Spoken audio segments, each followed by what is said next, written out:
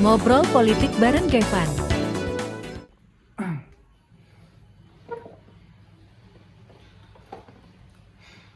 Assalamualaikum warahmatullahi wabarakatuh. Shalom, Om Swastiastu, Namo Buddhaya, salam kebajikan bagi kita semua. Perkenalkan, nama saya Gitrivan dari Lubis dengan NIM 6670230141 dari kelas 2E. Pada kesempatan kali ini, pada mata kuliah Sistem Politik Indonesia, saya akan menjelaskan analisis saya mengenai pasca Pilpres 2024. Pilpres merupakan salah satu momen yang paling penting dan berpengaruh dalam berkehidupan berpolitik pada sebuah negara. Negara seperti Indonesia ini yang dimana negara demokrasi. Pilpres tidak hanya menentukan siapa yang akan memimpin sebuah negara, namun juga menentukan bagaimana konsekuensi signifikan terhadap arah dan dinamika politik pada suatu negara pada kedepannya. Hasil Pilpres 2024 ini yang dimenangkan oleh pasangan Prabowo Subianto dan Gibran Rakabuming telah membuka babak baru atau lembaran baru dalam lanskap politik Indonesia. Pasca Pilpres, sistem politik sebuah negara mengalami serangkaian perubahan dan evolusi yang mencerminkan dinamika politik, sosial, ekonomi yang lebih kompleks. Pilpres bukan semata-mata sebuah proses politik untuk menentukan pemimpin tertinggi negara, tetapi juga menjadi momen krusial yang memengaruhi karakter dan arah politik Indonesia dalam jangka panjang. Salah satu dampak pasca Pilpres adalah terjadinya perubahan dalam komposisi dan dinamika kekuatan partai politik di parlemen. Hasil dari Pilpres menentukan partai-partai mana yang akan bergabung dalam koalisi pemerintahan dan partai-partai mana yang akan berpotensi menjadi oposisi bagi pemerintah. Kondisi ini menciptakan lingkungan politik yang dinamis dan kompetitif, di mana partai-partai bersaing untuk memperoleh dukungan masyarakat dan kekuatan politik dalam upaya mempengaruhi kebijakan pemerintah. Selain itu, pasca Pilpres juga menjadi titik balik dalam menentukan arah kebijakan publik. Presiden terpilih yang membawa visi, misi, dan agenda politik yang berbeda dari para pendahulunya, walaupun pada pemenang Pilpres 2024 yang dimana ada sangkut pautnya, yang dimana Prabowo mengatakan dia akan membawa hal-hal kebaikan pada Jokowi. Namun yang dapat hal kesamaan itu atau perbedaan itu yang akan mengarah pada perubahan dalam prioritas kebijakan dan strategi pembangunan nasional. Jadi perubahan kebijakan ini dapat berdampak signifikan bagi masyarakat dan perekonomian Indonesia secara keseluruhan pada nantinya. Jadi walaupun nanti ada perbedaan dan kesamaan yang dimana karena Prabowo dan Jokowi merupakan orang yang berbeda. Pada kesempatan kali ini saya akan membahas 6 poin pembahasan, yaitu ada dinamika partai politik, arah kebijakan publik, hubungan pusat daerah, partisipasi masyarakat, stabilitas politik dan keamanan, serta kontrol pemerintah, yang dimana akan saya kupas satu persatu. Dinamika partai politik. Hasil pemilihan presiden 2024 telah membawa perubahan signifikan dalam komposisi dan dinamika kekuatan partai politik di parlemen. Data menunjukkan pasangan Prabowo Gibran berhasil membentuk koalisi pemerintahan yang kuat dengan dukungan partai-partai politik yang mengusung Prabowo Gibran untuk menjadi calon presiden pada sebelum pemilihan umum 2024, yaitu ada Partai Golkar, Gerindra, PAN, dan Demokrat. Dan disusul juga dengan isu mengenai PKB dan Nasdem yang ingin gabung pada kubu pemerintah. Jadi menunjukkan bahwasannya kekuatan sebesar itu berpotensi memberikan koalisi Prabowo Gibran kendali yang besar dalam mengendalikan agenda politik dan kebijakan pemerintah di parlemen. Dengan dukungan mayoritas mutlak, mereka akan relatif mudah untuk mengesahkan rancangan undang-undang dan program kebijakan prioritas yang akan dilakukan oleh Prabowo Gibran.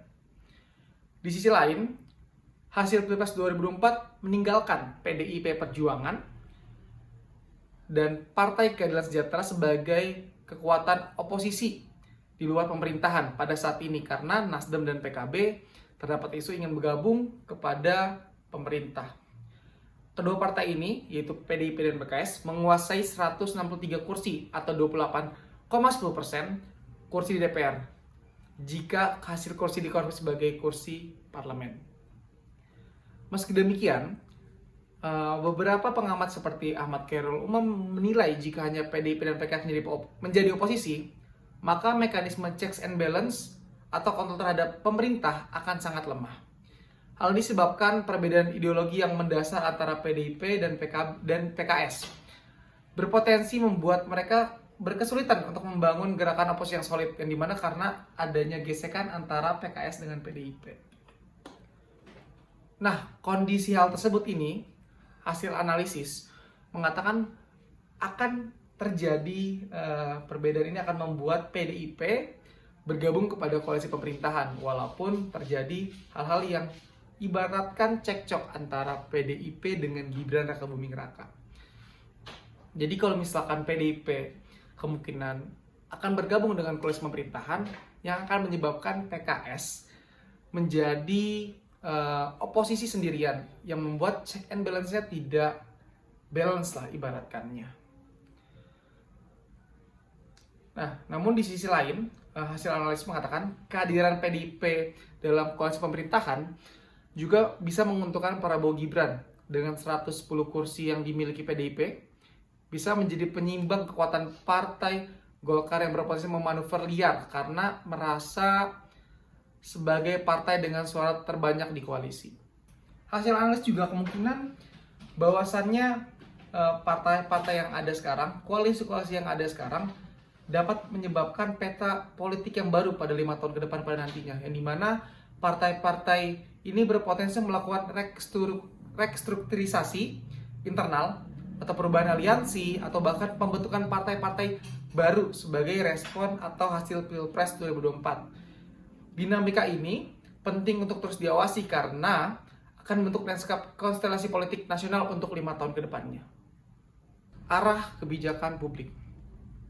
Kemenangan Prabowo Subianto dan Gibran Rakabuming Raka pada Pilpres 2024 membawa harapan sekaligus perubahan besar dalam arah kebijakan publik pemerintah Indonesia. Sebagai petahana baru, pasangan ini diharapkan dapat membawa visi dan agenda politik yang segar, berbeda dari kepemimpinan sebelumnya di bawah Joko Widodo. Salah satu agenda dari Prabowo dengan Gibran, seperti tertuang dalam dokumen yang ada pada visi misi yang beredar di masyarakat, bahwasannya Prabowo Gibran ini mewujudkan negara kesejahteraan, welfare state, dengan serangkaian program populis. Program unggulannya adalah pemberian makan siang dan susu gratis bagi siswa di sekolah, pesantren, serta anak-anak balita ditambah dengan bantuan gizi untuk ibu hamil. Untuk merealisasikan program ini, Prabowo diperkirakan akan mengalokasikan anggaran sebesar 400 triliun yang berasal dari pos anggaran pendidikan dan perlindungan sosial dalam APBN. Angka yang saya sebutkan ini cukup besar, mengingat alokasi untuk pendidikan saja dalam APBN 2024 sebesar 660 triliun. Program dari bantuan pangan ini diharapkan dapat mengatasi permasalahan stunting dan gizi buruk pada anak-anak di Indonesia, yang pencapaiannya masih tertinggi, yaitu data menunjukkan bahwasannya 27% sampai 43% anak Indonesia mengalami gagal tumbuh dengan skor kelaparan global yang tinggi. Selain itu, Prabowo juga memiliki visi untuk mewujudkan kemandirian dan swasembada pangan bagi Indonesia. Ia merencanakan revitalisasi rawa-rawa seluas 24 juta hektar untuk dijadikan lumbung pangan baru guna mengganti ketergantungan impor pangan seperti beras yang sampai saat ini ibaratnya Indonesia selalu mengimpor beras dari luar, tidak membuat beras pada negara sendiri, ibaratkannya demikian. Agenda lain juga yang masuk dalam prioritas Prabowo dan Gibran itu adalah pendidikan, dengan program membangun sekolah-sekolah unggul di setiap kabupaten dan kota, serta memperbaiki infrastruktur sekolah guna menguatkan pendidikan, sains, teknologi, dan digitalisasi. Langkah yang diproyeksikan ini untuk meningkatkan kualitas sumber daya manusia Indonesia yang masih sangat tertinggal. Kebijakan-kebijakan ini yang tadi saya sebutkan mencerminkan visi besar Prabowo untuk mengutamakan kepentingan dan kesejahteraan rakyat kecil untuk hal ini selaras dengan semangat ekonomi kerakyatan atau ekonomi Pancasila yang menggabungkan kelebihan kapitalisme dan sosialisme. Meski begitu, besarnya anggaran yang dibutuhkan oleh Prabowo dan Gibran dalam mewujudkan program kerjanya ini menimbulkan pertanyaan terkait sumber pendanaan dan realisme pelaksanaannya, terutama jika dihadapkan pada kondisi perekonomian Indonesia yang masih tertana akibat dampak pandemi dan resesi global yang terjadi pada saat ini, dan juga menurut saya mengenai para pelaku yang nanti akan menjalankan program kerja dari Prabowo akan melakukan tindakan korupsi. Namun terlepas dari hari itu, visi kebijakan dari Prabowo berpotensi membawa perubahan besar bagi Indonesia, terutama dalam upaya pemerataan, kesejahteraan, dan kemajuan sumber daya manusia. Tentu saja, realisasi kebijakan ini masih harus dilihat dari praktiknya. Nanti apakah benar-benar sejalan dengan visi yang diusung oleh Prabowo dan Gibran, atau mengalami penyesuaian dengan kondisi aktual yang akan dihadapi. Karena pada saat dia menjelaskan, dia tidak merasakan bagaimana menjadi seorang kepala negara untuk memikirkan bagaimana menjalankan program kerjanya. Hubungan pusat dan daerah. Hubungan antara pemerintah pusat dan daerah merupakan salah satu aspek penting dalam sistem politik Indonesia yang desentralistik. Pergantian kepemimpinan di tingkat nasional setelah Pilpres 2024 ini membawa perubahan dalam dinamika politik, baik itu di regional, dan hubungan antara pemerintah pusat dan pemerintah daerah, walaupun pemilihan kepala daerah belum dilaksanakan. Salah satu dampaknya yang akan mungkin terjadi nanti yaitu saat akan ada pergantian kepemimpinan di tingkat lokal seperti gubernur, bupati, dan wali kota, yang perubahan ini yang disebabkan pemimpin baru yaitu Prabowo dan Gibran, dan pemimpin yang nanti akan menjabat di tingkat daerah ini akan melakukan penyelarasan, dikarenakan kalau tidak ada ketidakselarasan antar kepala daerah dan pemerintahan pusat, nantinya akan menjadi dinamika permasalahan yang baru yang ada antara hubungan pusat dan daerah. Jadi ada kemungkinan dalam dinamika politik hubungan antara pemerintah dan pusat daerah, yaitu pemerintah pusat yang baru akan mungkin berusaha untuk menempatkan kepala daerah yang lebih sejalan dengan visi dan agenda politiknya.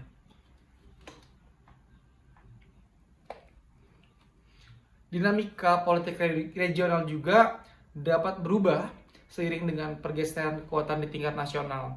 Partai-partai politik yang memenangkan Pilpres pada 2024 ini dan menjadi bagian dari koalisi pemerintahan yang menang akan berusaha untuk memperkuat pengaruhnya juga di daerah-daerah. Sementara partai-partai yang kalah atau berada di luar koalisi mungkin mengalami pengaruh pada nantinya. Hal ini dapat berdampak pada pelaksanaan otonomi daerah dan pembagian kekuasaan antara pusat dan daerah.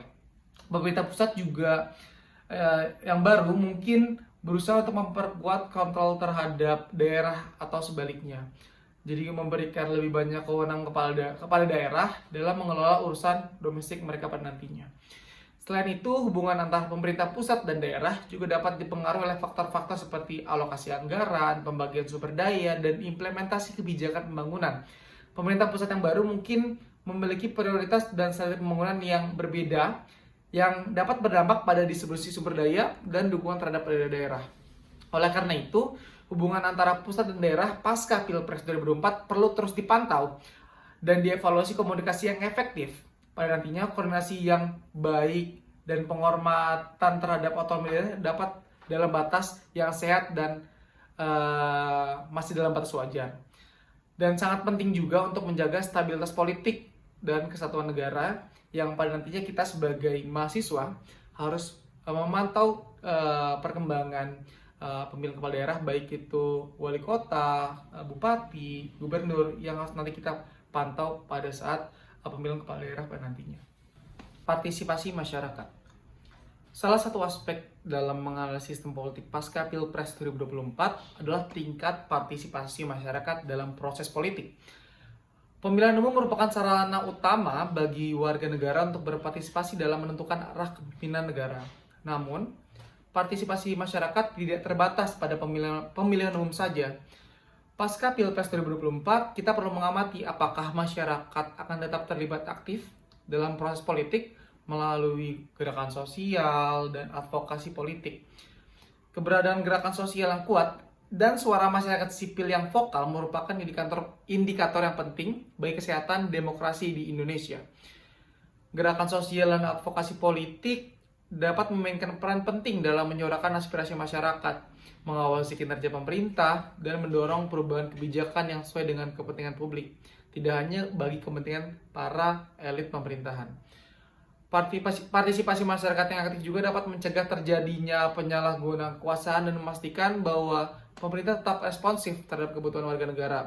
Tidak hanya acuh pada nantinya karena mereka meminta suara kita, maka pada saat mereka terpilih, kita harus menagih janji-janji yang mereka tebar. Dalam konteks pasca Pilpres 2024, kita perlu memantau apakah pemerintah terpilih akan membuka ruang bagi partisipasi masyarakat atau tidak, dan menghargai suara-suara kritis dari masyarakat atau tidak. Karena banyak yang terjadi saat mereka meminta suara kita, ibaratkan mereka mengemis, dan pada saat mereka duduk pada kursi kekuasaan, mereka acuh pada hal-hal yang bersangkutan dengan masyarakat. Selain itu juga, kita juga perlu mengamati apakah masyarakat sendiri itu tetap aktif terlibat dalam proses politik atau justru mengalami apatisme, seperti ya udahlah, intinya Pilpres telah terlaksana, intinya telah menyoblos, tidak peduli pada saat berjalannya. Kita harus sebagai mahasiswa memastikan hal tersebut tetap ada berjalan, yaitu menghidupkan rasa-rasa semangat pada masyarakat untuk tetap aktif terlibat dalam proses politik.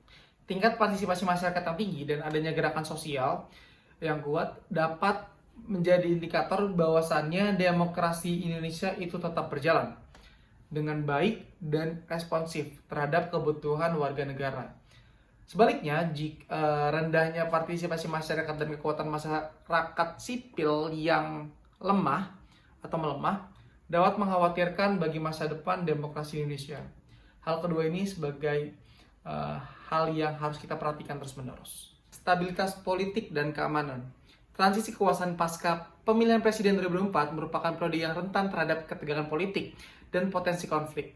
Oleh karena itu, stabilitas politik dan keamanan menjadi aspek penting yang perlu dianalis dalam sistem politik Indonesia pasca Pilpres. Salah satu faktor kunci yang dapat mempengaruhi stabilitas politik adalah sikap dan tindakan dari pihak-pihak yang terlibat dalam kontestasi Pilpres. Apakah pihak yang kalah dalam Pilpres akan menerima hasil secara legowo atau justru mengajukan gugatan dan menolak hasil dengan keras. Reaksi dari pendukung masing-masing calon presiden juga dapat berpotensi memicu ketegangan sosial dan konflik.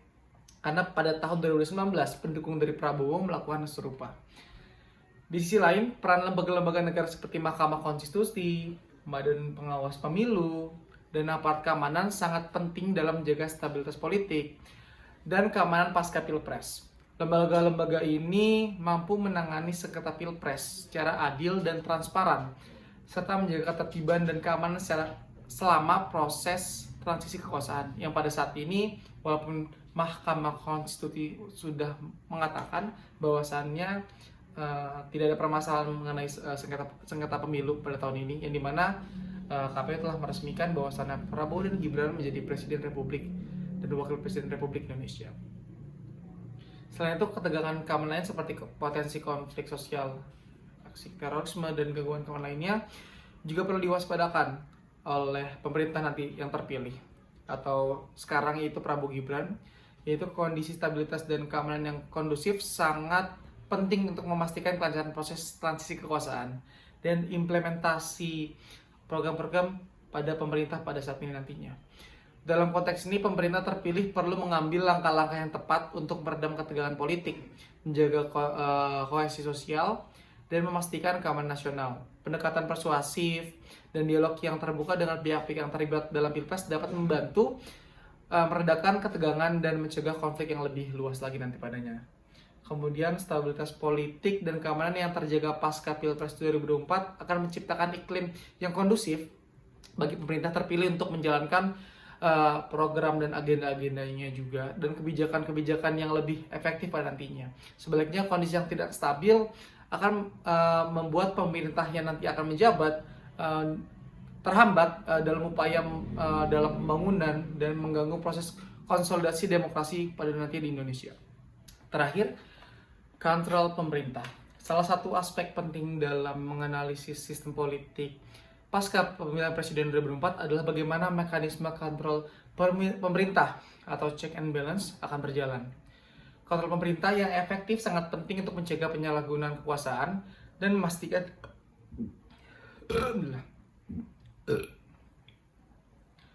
kontrol pemerintah. Salah satu aspek penting dalam menganalisis sistem politik Indonesia pasca pemilihan presiden 2024 adalah bagaimana mekanisme kontrol pemerintah atau check and balance akan berjalan pada nantinya. Kontrol pemerintah yang efektif sangat penting untuk mencegah penyalahgunaan kekuasaan dan memastikan bahwa kebijakan pemerintah sejalan dengan kepentingan publik.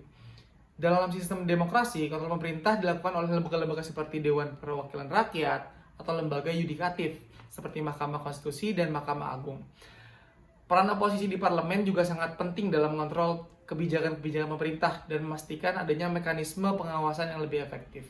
Pasca Pilpres 2024, kita perlu mengamati bagaimana komposisi kekuatan di DPR dan apakah akan terbentuk oposisi yang kuat atau justru pemerintah terpilih akan mendominasi parlemen dengan koalisi yang besar. Keberadaan oposisi yang efektif sangat penting untuk memastikan adanya check and balance terhadap kebijakan-kebijakan pemerintah. Walaupun pada saat ini, pada nyatanya, Prabowo Gibran memiliki koalisi yang sangat gemuk karena PKB dan Nasdem ingin bergabung pada kubu pemerintah dan meninggalkan PDIP dan PKS di oposisi, yang pada nantinya adanya ketimpangan antara hal tersebut. Di sisi lain, lembaga-lembaga yudikatif seperti Mahkamah Konstitusi dan Mahkamah Agung juga harus mampu memainkan peran pengawasan yang independen dan imparsial. Keputusan-keputusan lembaga yudikatif harus bebas dan dari intervensi politik dan didasarkan pada prinsip-prinsip keadilan dan supremasi hukum. Selain itu, peran masyarakat sipil dan media juga penting dalam mengontrol kinerja pemerintah. Kebebasan pers dan kebebasan berpendapat harus dijamin agar masyarakat dapat mengawasi dan memberikan kritik terhadap pemerintah atau kebijakan-kebijakan yang akan dikeluarkan oleh pemerintah yang dianggap mungkin tidak sesuai dengan kepentingan publik, yang dimana hanya mementingkan kepentingan para elit pada nantinya.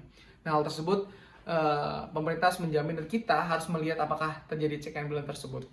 Kemudian keseimbangan antara kekuatan eksekutif, legislatif, dan yudikatif, serta keterlibatan masyarakat sipil akan menentukan sejauh mana kontrol pemerintah yang efektif dapat mewujudkan pasca Pilpres 2024. Tanpa mekanisme kontrol yang memadai, terdapat resiko penyalahgunaan kekuasaan dan kebijakan yang tidak sejalan dengan kepentingan rakyat. Cukup sekian pembahasan dari ke-6 poin yang saya paparkan mengenai analisis sistem politik Indonesia pasca Pilpres 2024. Kita telah melihat berbagai aspek penting yang perlu diperhatikan, baik dinamika partai politik dan pembentukan koalisi pemenang, akan mempengaruhi arah kebijakan publik dan hubungan antara pemerintah pusat dengan daerah, kemudian tingkat partisipasi masyarakat dalam proses politik, baik melalui gerakan sosial maupun advokasi, akan menjadi indikator penting bagi kesehatan demokrasi Indonesia. Kemudian stabilitas politik dan keamanan juga menjadi faktor krusial yang perlu dijaga selama periode transisi kekuasaan. Kemudian pemerintah terpilih harus mengambil langkah-langkah yang tepat untuk meredam ketegangan dan mencegah potensi konflik yang dapat mengganggu proses konsolidasi demokrasi. Terakhir, mekanisme kontrol pemerintahan atau check and balance harus berjalan dengan efektif untuk mencegah penyalahgunaan kekuasaan dan memastikan kebijakan pemerintah sejalan dengan kepentingan rakyat, tidak hanya untuk kepentingan elit. Kemudian keseimbangan antara eksekutif, legislatif, dan yudikatif, serta keterlibatan masyarakat sipil akan menentukan sejauh mana kontrol pemerintahan yang dapat terwujud. Pemahaman yang komprehensif terhadap berbagai aspek ini sangat penting untuk memastikan bahwa sistem politik Indonesia pasca Pilpres 2024 berjalan dengan baik dan mampu menjawab tantangan-tantangan yang ada. Harapannya, Analisis ini dapat memberikan wawasan bagi kita semua dalam menyambut era baru politik pada tahun 2024 ini dan berkontribusi pada upaya untuk membangun demokrasi yang lebih kuat dan berkelanjutan. Saya Gidri Van der Lubis, saya pamit undur diri. Wassalamualaikum warahmatullahi wabarakatuh.